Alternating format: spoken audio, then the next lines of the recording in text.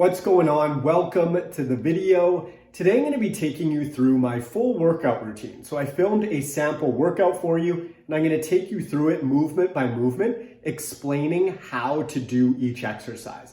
And after we go through that, I'm also going to explain how I put my program together. So then that way you guys can sort of build off of this and potentially structure your own program, because you'll know sort of how I'm thinking about putting the exercises together, why I put certain exercises in certain places, and why I choose certain movements. So let's get right into it. All right, the first movement that we've got here is an incline dumbbell press. So what I'm thinking about is driving my feet into the floor really hard so I'm nice and stable. I'm keeping my chest up. I want you to keep repeating that cue to yourself in your head throughout the set, because the chest will want to cave in, shoulders are going to want to take over. We want to keep that chest up nice and high, okay? We're going to control on the way down and then drive up really hard and fast. Control on the way down, drive up really hard and fast.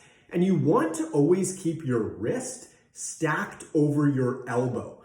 So you don't want to be in this position or in this position, right? You want your elbow underneath your wrist because you want to stack those joints. That is where you're going to be the strongest. Next up, we have the exact opposite of the incline dumbbell press. So what we're doing is pulling on that same plane, right? So we're pulling in this position, and this is actually the exact opposite of the push-up, if you think about it. You want to keep a straight line between your heel, your knee, your hip, and your shoulder. So you don't want that butt to sink down, but you also don't want your pelvis to come up. You want to keep a nice straight line. You're going to think about pulling through your elbows, not just with your biceps. You want to pull through your elbows like they're on strings to the floor. Get your chest right up to that bar if possible. Next, we've got the overhead barbell press, okay? We're gonna think about ground up again. So driving your feet into the floor, making sure that you're nice and stable. And you're gonna think about almost tucking your head and back throughout this movement. So you wanna make room for the bar to come down to your chest and then clear your chin. So as soon as it clears your chin, you're gonna push up and back, because we want a straight line from the heel to the knee, to the hip, to the shoulder, the elbow, and then the wrist at the top of the movement. We want to stack those joints as straight as we can, because again, that is where we're going to be the strongest. Something to be aware of with this movement: don't let your chest up or like back curve too much. You can curve it, but you just don't want to get that angle too excessive, because it can put you in a little bit of a vulnerable position. As always, control on the way down, drive up really hard with power. All right, I had not done this movement in ages. I was happy to come across this machine in this gym. So what we're thinking about on this one, you're gonna think about driving your knee into the pad as you curl your heel up.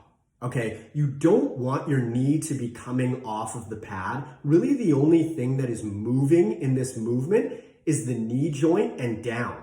So it's almost like your shin is the only thing that's moving, because you're driving your knee into the pad on the way up. All right, as always, control throughout this movement and get as much range of motion as possible. So come up as high as you can, and then come all the way down till your knee is straight. We always want to emphasize full range of motion, assuming that it is pain-free. You also don't want your butt flailing around a lot. People have a tendency to sort of like flail back and forth. You can see that my body is really locked in to position. It's not moving a lot, forward, back, nothing. Again, that shin is the thing that is moving, and everything else is staying really stable. Next up, we've got some ab work. So for this movement, this leg raise, I'm thinking about keeping my back nice and flat to the pad, okay? And I'm bracing really hard with my upper body. And I'm thinking about driving my elbows into my lats or into my torso. That's gonna keep me nice and stable. And as far as my legs go, I'm thinking about dragging my toes along the wall that's in front of me. So I'm thinking about reaching out as far as I can, coming up under control, and then lowering under control. We want to minimize the swinging and momentum in this movement, make sure that those abs are doing the work that we want them to be doing.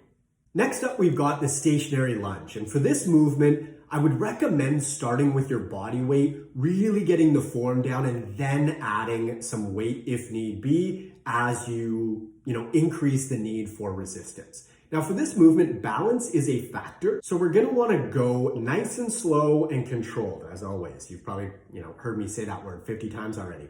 As I'm coming down under control, my knee is actually traveling past my toe. That is totally fine. As long as you are under control, your knee can go past your toe. That joint is totally meant to do that. It's completely fine, but you just want to be sure that you're under control. You don't want to be flailing about, having your knee caving in, caving out, and going fast throughout that movement.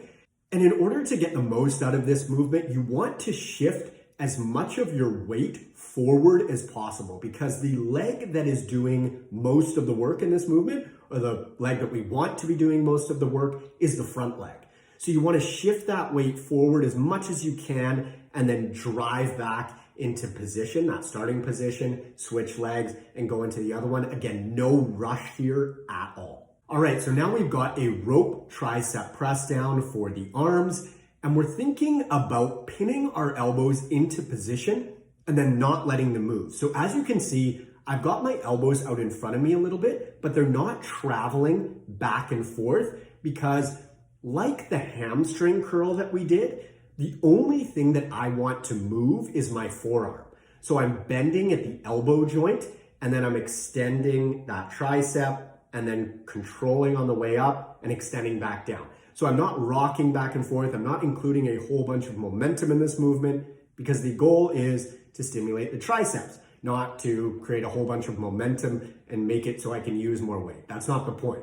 Now, in order to do this, you obviously want to be in a stable position with your feet. So make sure that your feet are planted hard into the floor and just get your positioning down. You can play with it as far as what feels comfortable, and just make sure that those elbows are in a fixed position throughout the entire set. All right, now it's bicep time. We've got a standing dumbbell hammer curl here. And very similar to the tricep extension, we want to put our elbows in a position where they are fixed. They might move around a little bit, but we want to minimize how they travel. So you don't want your elbow to glide forward a whole bunch during the set. As you can see, I'm pinning my elbows at my sides, because the only thing that we really want moving is the elbow joint and down. So the forearm is coming up, and then we're controlling the weight on the way down. So you don't want your elbow traveling a whole bunch forward. You can think about actually pushing the elbow back as you curl up. That is going to help you keep your elbows in the right position to maximize the stimulation on your biceps. For the dumbbell side lateral raise, you can have a slight bend in your elbow. That is totally cool. You just want to make sure that your elbows at least stay on the same plane as your wrist or slightly above. We don't want the wrist to go above the elbows. As you can see, my elbows are staying above my wrist, or on level at the very least. And what you want to think about for this movement is actually trying to reach out and touch the walls on either side of you each time that you raise the dumbbells. And then on the way down, control. This is going to help you emphasize those side delts, which is exactly what we're after during this movement.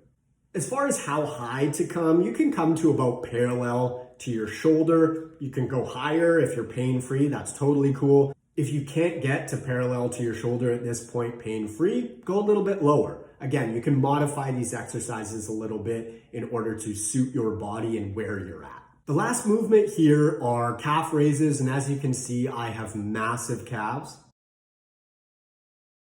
But what I'm thinking about here is keeping my leg pretty close to locked out. You can have a slight bend in that knee if you'd like it, if that's comfortable. And I'm thinking about pushing up onto my big toe and getting absolutely as high as I can, okay? And then coming down all the way until actually the muscle on the front of your shin contracts. That is full range of motion.